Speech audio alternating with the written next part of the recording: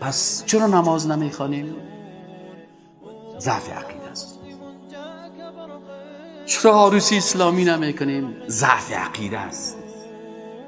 چرا محبت مخلوق نسبت محبت خالق بیش ما زیاد است؟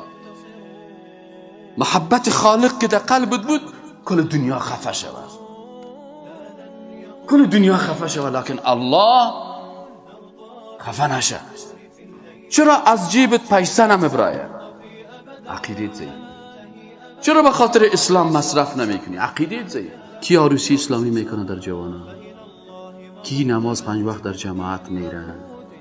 کدام جوانا در صف جهاد قرار دارن؟ کدام جوانا از حرام خدا نگاه میکنن؟ کدام کسایی هستن که رشوت نمیخورن؟ کدام جوانایی هستن که 24 ساعت عمر خدا در دعوت اسلام وقف کردن؟ کدام جوانایی هستن که زحمت زیاد میکشن تا که بتانن به اسلام خدمت بکنن؟ کی هست وقت خدا، انرژی خدا و مال خدا در راه اسلام قربان میکنه، مصرف میکنه؟